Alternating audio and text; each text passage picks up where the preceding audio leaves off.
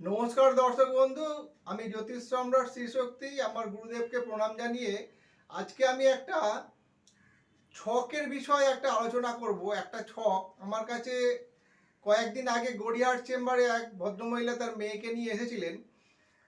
সেই মেয়েটার রাশি চার্ট হচ্ছে 2001 সালে জন্ম। মেয়েটার বৃশ্চিক লগ্ন, বৃশ্চিক রাশি।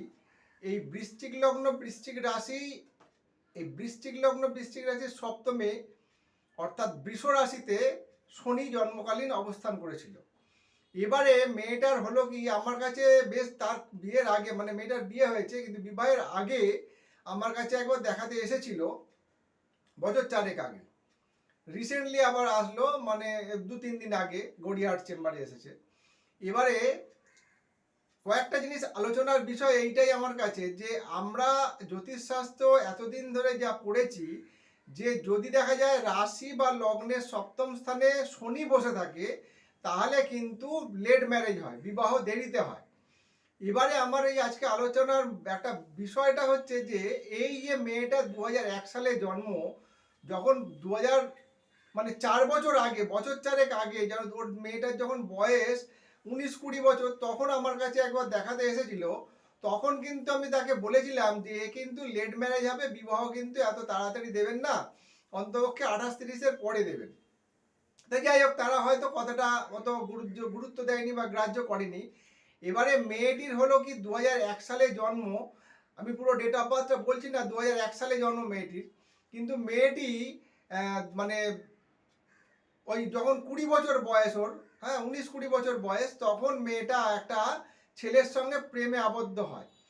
আর শাস্ত্রে কিন্তু বলা আছে যে লগ্নের সপ্তম স্থানে যদি শনি থাকে তাহলে তার কিন্তু স্বামী, মানে যে যদি আমার স্ত্রীর থাকে, মেয়েটির থাকে তাহলে ছেলের, এবং ছেলের থাকলে মেয়ের বয়সের ডিফারেন্স কিন্তু প্রচুর হয়, মানে অন্তত 8-10 বছর 12 বছরের ডিফারেন্স হবে, বেশি বয়স হবে, বা বয়স্ক পুরুষ বা বয়স্ক স্ত্রী হবে।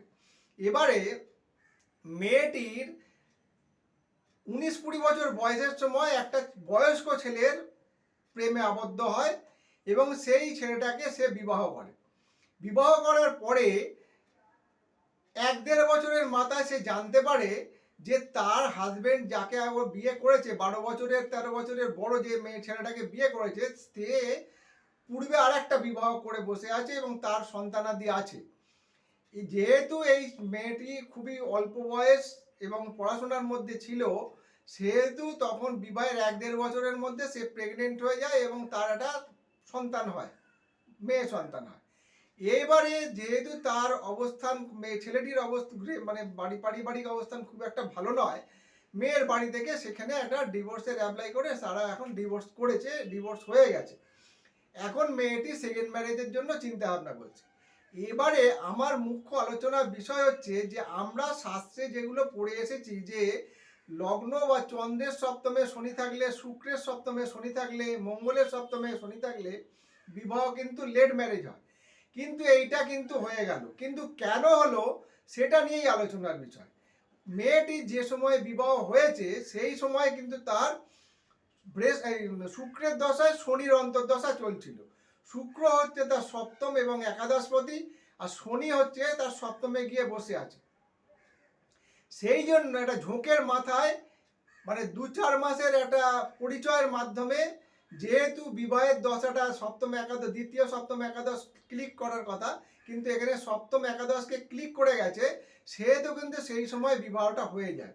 মানে বিবাহের 1-1.5 বছরও সময় কিন্তু তারা কাটাতে পারেনি।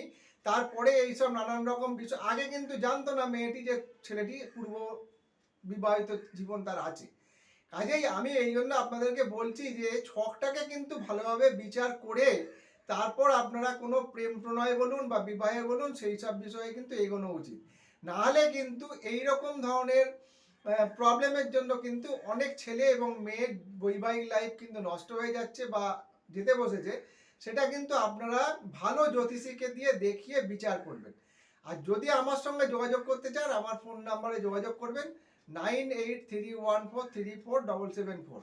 অনলাইন এবং অফলাইন দুভাবেই কিন্তু বিচার করার পদ্ধতি আছে। আপনি অনলাইনেও করাতে পারেন, সরাসরি আমার সঙ্গে আমার চেম্বারে এসেও দেখা করতে পারেন। সবাই সুস্থ থাকবেন, ভালো থাকবেন।